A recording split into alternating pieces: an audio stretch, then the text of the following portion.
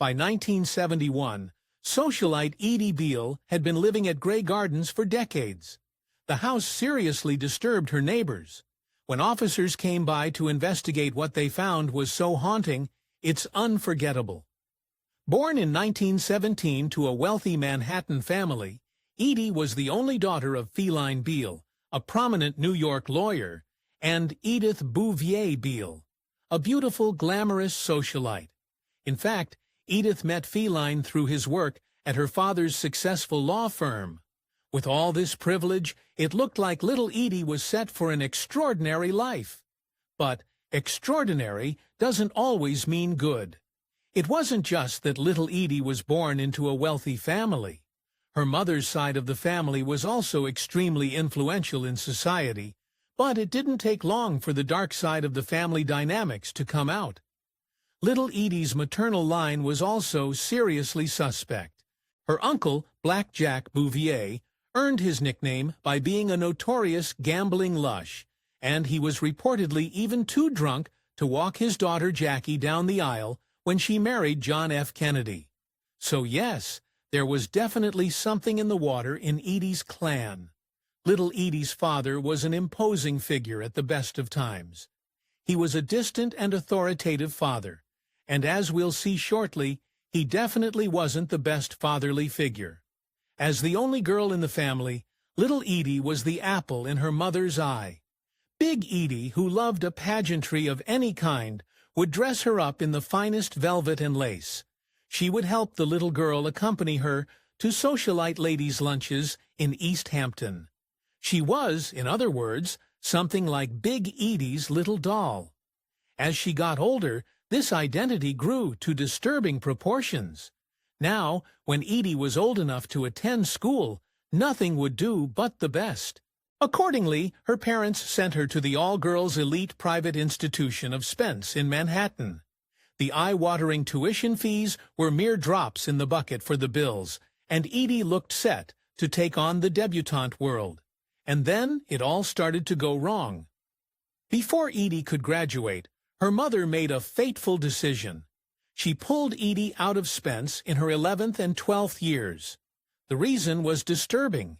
Edie's mother insisted that little Edie had a respiratory illness, but there is little evidence of this. And Edie's diaries from the time don't indicate a large, long sickness in the slightest. Instead, Edie's mother might have had a different goal in mind. See, now that Edie was out of school, it meant she could spend even more time with her mother. Despite the sickness, the pair went constantly to the movies or the theater. On special occasions, they even went on shopping trips to Paris, all while Edie was supposed to be learning alongside her peers. Aside from this, her mother wasn't always the best influence in these moments. Edie's mother was obviously too attached to her daughter, yes. Only that was the least of her issues. Big Edie had always lived with her head in the clouds. She had pursued an amateur singing career before she met her husband, Feline Beale, and motherhood had done nothing to her patently unrealistic ambitions. Reportedly, Big Edie still liked to ruffle the feathers of high society by singing operettas during polite lunches, or would skip parties entirely to live the artistic life. And her daughter took note. With all her afternoons watching films and willing away the lazy hours with her mother, it wasn't long before little Edie wanted to partake in the artistic life as well. Her most ardent dream was to become an actress, a long-shot profession her mother was happy to encourage. Meanwhile, the old money circles they ran in were quick to look down on it. Of course, though, by then, Edie had bigger issues than pipe dreams. As Edie grew into a young woman, she turned astonishingly beautiful. One of her cousins even noted that she was the beauty of the Bouvier family, quote, surpassing even the dark charm of Jacqueline. Quote, only this presented a big problem. With her good looks came a long line of suitors, and here her codependent relationship with her mother reared its ugly head. During this time, it became clear Edie was both boy-crazy and inextricably tied to her mother. In one diary entry she wrote, I have two great loves in my life. First, I love my mother, which will always go on, never be forgotten or forsaken. Second, my buzzing love for a boy. As we'll see, these two parts of Edie would clash in increasingly disruptive ways. But before that happened, her family would implode. Edie's father, Phelan, had watched his wife and daughter gallivanting about, spending money willy-nilly. He watched them, and his stomach sank. Not only did his money take a hit after the stock market crash of 1929, making him reluctant to bankroll their pleasures, but Phelan himself was a by-the-books rational man who didn't like the thought of a flighty wife and daughter. So he dropped a bombshell. When Edie was just 14 years old, her father separated from her mother. The ramifications were cruel. He gave Big Edie only a little money and no alimony in the split, leaving her to fend almost entirely for herself. One of the things she did get was a little beachfront property Phelan bought in East Hampton back in 1923, the Grey Gardens. With her father gone, there was almost no sober influence directly in Edie's life, and she began trying to make her dreams of stardom a reality. When she was 17 years old, she became a model for Macy's, but it lasted almost no time at all. When her strict father found out, he cabbaged the whole thing, insisting that his daughter not put herself on display. Behind the scenes, however, he was keeping a ruinous secret. In 1934, Phelan wrote his estranged wife a rare letter. Its contents were heartbreaking. In it, he confessed to Edie's mother that he was now completely broke. The money had run out. However, he insisted that she keep it a secret from their daughter, saying, "She will think we're at the poorhouse. It will rob all her joy."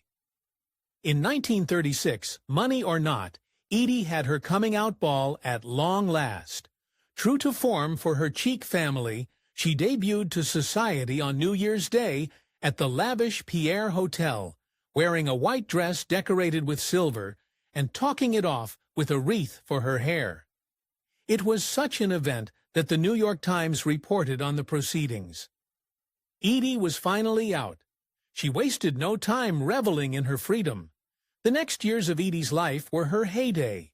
Attracted to her beauty and wealth, all kinds of admirers knocked at her door. Accordingly, she dated some of the most promising young men of her day.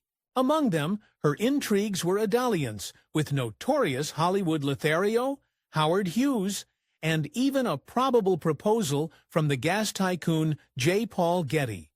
But her biggest conquest remains her most controversial. Around this time, Edie claimed she not only dated Joseph Kennedy Jr., the eldest son of the prominent Kennedy clan, but she also insisted that Kennedy's scion also proposed to her during this time. Although there's some doubt about this, it would mean that Edie got to the Kennedy family long before her cousin Jackie did. Still, with all these suitors, why didn't Edie settle down into married life? The answer is tragic. Marrying someone would almost certainly mean diminishing the role her mother, Big Edie, played in her life. And Edie realized she could never betray her mother like that.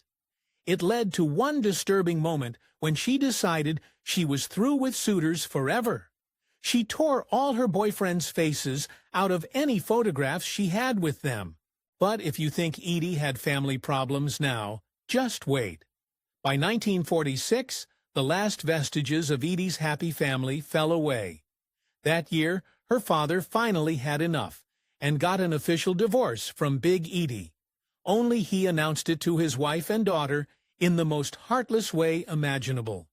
He sent Big Edie a telegram from Mexico informing her of the news. Unfortunately, his cruelty was just the beginning. It wasn't long before Edie Beale cut ties. He also ran away with a much younger woman in the process.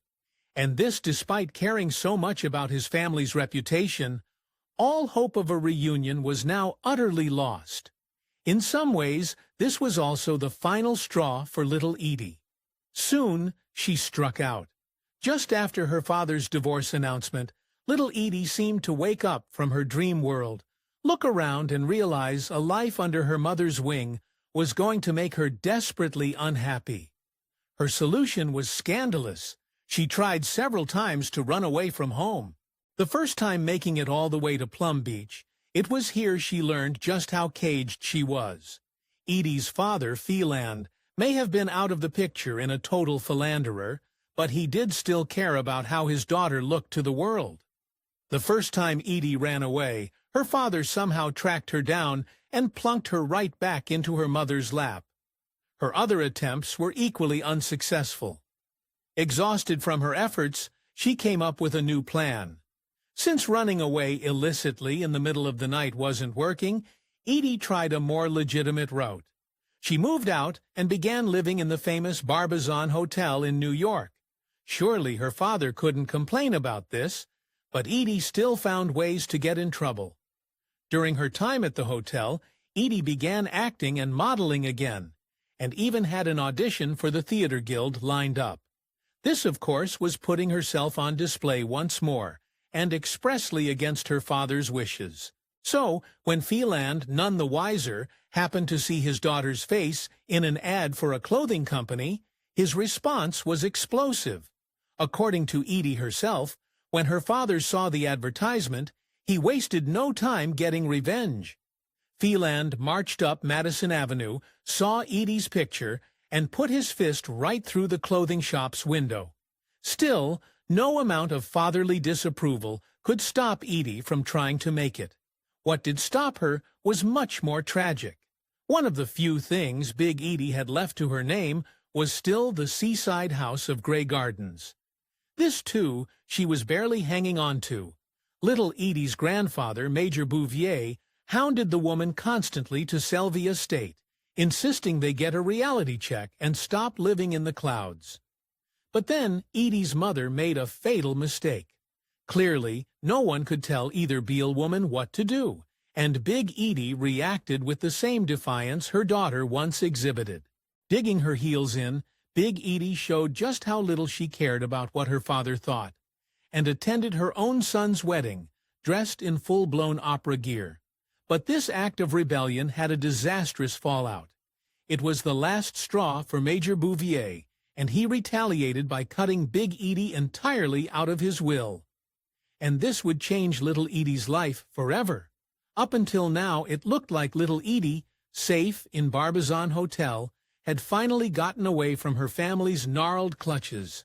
But after this feud, her mother had precious little money to support her daughter, and one day she wrote to her at the hotel and informed her that she had to come to Grey Gardens for good to support her.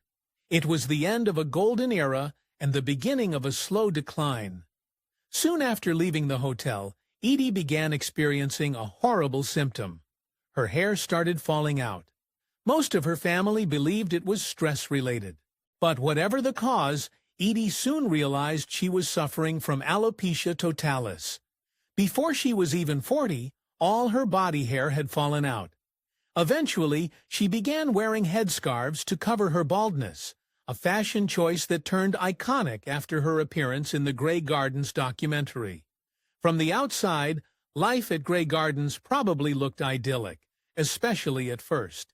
Edie and her mother had the run of the enormous place, and Edie spent her days writing poetry and drawing, while her mother lived out her favorite musicals to her captive audience of one.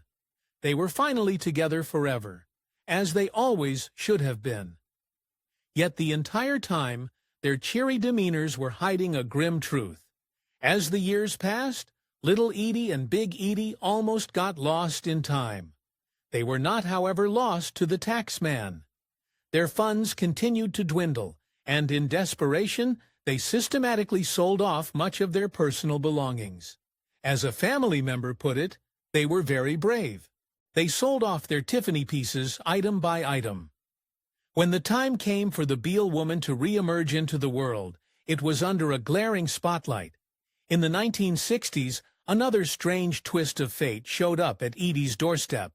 Her cousin, Jacqueline Bouvier, married John F. Kennedy, a younger scion of the family Edie might have once married into. More than that, Jackie became First Lady when Kennedy became president, and suddenly the Beales had a lot more than they bargained for. The administration understood that the Beale woman's eccentricities over in Great Gardens might negatively affect the image of the sitting president. Unsurprisingly, they kept a close watch on the house, with service cars frequently swinging past and posting up at Edie's window. Then again, they were right to worry. Edie was about to make a big splash for all the wrong reasons. When they got invited to John Kennedy's inauguration, the Beales finally got to come out to play once more in high society. Except they showed just how rusty they were. Edie didn't react well to the attention. Reportedly during the event, she leaned over to the Kennedy patriarch, Joseph Sr., and bragged loudly about how she could have married his firstborn son once upon a time. If that were true, it might have been the peak of Edie's life. Instead, she was due for a downfall. By 1971, the Beales had been living at Grey Gardens for decades, and their neighbors noticed that something was seriously off. For one, there were cats everywhere on the property. And for another, their landscaping had developed into a half-crazed Louisiana bayou look, as Edie herself once put it. In the Hamptons, this was unacceptable, and locals ended up calling officers to check out the property, and what they found was haunting. After seeing Grey Gardens, officers came to a brutal decision about Edie's home. It was such a public safety hazard, they wanted to evict both Edie and her mother from the property and likely eventually tear down the house. They even initiated the proceedings to do just that, until a guardian angel swooped in and saved them. Once it got around that the Beales were living in abject poverty, suddenly, much of their better-off family came to the rescue, hoping once more to do damage control to the family name. Kennedy, now going by Jackie Onassis, paid a hefty sum of money to help local authorities clean up Grey Gardens, only on the condition that Edie and her mother could stay. So what did the police officers see that made them want to evict the Beales? When officers opened the door at Grey Gardens, they were greeted with just how far the Bouvier Beales had fallen. There was cat litter everywhere, a foul odor drenching the air, and more decaying artifacts from another life than they could name. The house was, in a word, unlivable, and yet here these two socialized were, living in it. Still, few people know what happened to little Edie after the 1975 film Grey Gardens made her famous, still relying on the success and word of mouth of Grey Gardens. Edie Beale parlayed the public interest in her into a career in cabaret starting in her 60s. Eventually, Edie gave up on her cabaret life and sold off Grey Gardens, albeit to people who promised not to tear it down, in order to move down to Florida. It was there in 2002, at the age of 84, that she passed from either a stroke or a heart attack. Disturbingly, no one found her for around 5 days. The lost socialite had been forgotten once more. Now that was the turbulent life of Edie Beale. If you enjoyed listening to this story, make sure to hit the like button. And if you're interested in more celebrity and socialite stories, make sure to subscribe.